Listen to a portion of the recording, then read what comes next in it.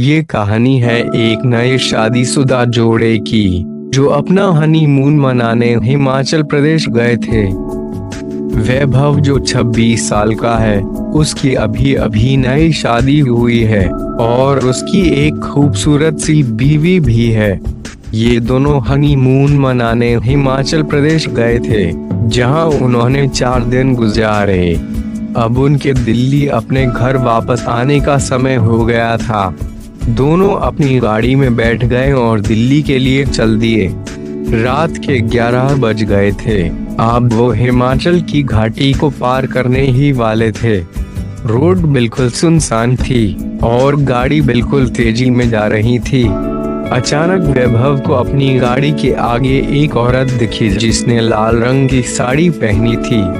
वो दूर से ही हाथ हिलाकर गाड़ी को रोक रही थी। उसको देखकर वैभव की बीवी ने उसे गाड़ी रोकने से मना कर दिया, क्योंकि उसको डर था कि ये कोई लूटपाट करने की चाल हो सकती है। लेकिन वो औरत गाड़ी के सामने आ गई, जिससे वैभव को गाड़ी रोकनी पड़ी। वो औरत जोर जोर से दरवाजे को पीटने लगी। उसके चेहरे के हाव भाव से ऐसा लग रहा था जैसे वो किसी बड़ी मुसीबत में हो।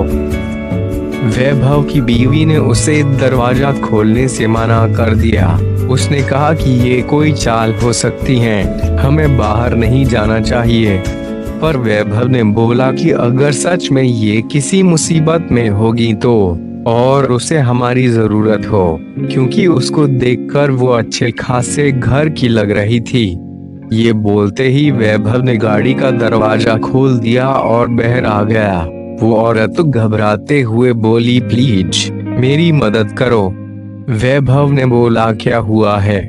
उस औरत ने जवाब दिया कि मेरी गाड़ी नीचे खाई में गिरकर एक पेड़ से टकरा गई है और उसमें मेरी छोटी सी बच्ची फंसी हुई है। प्लीज उसको बाहर निकालो।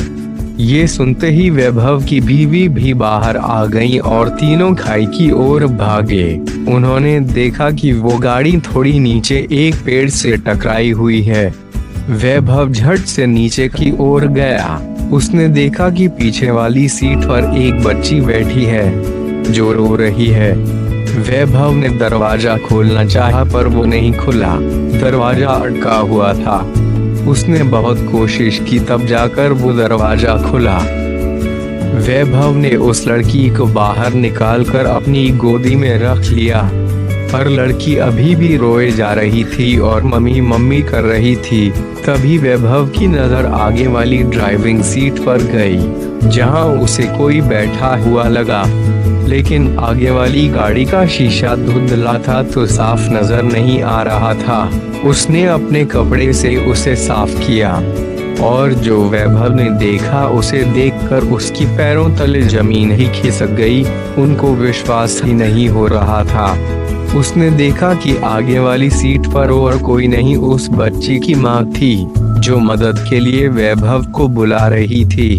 उसने देखा कि वो औरत के माथे से खून निकल रहा है और उसकी मौत हो चुकी है। वैभव की पत्नी ने वैभव की हालत देखकर झट से उसके पास आई और वो भी ये मंजर देखकर हैरान हो गई। ये देखते ही वैभव और उसकी पत्नी ने पीछे की ओर देखा, जहां वो औरत खड़ी थी, पर वहां अब कोई नहीं था।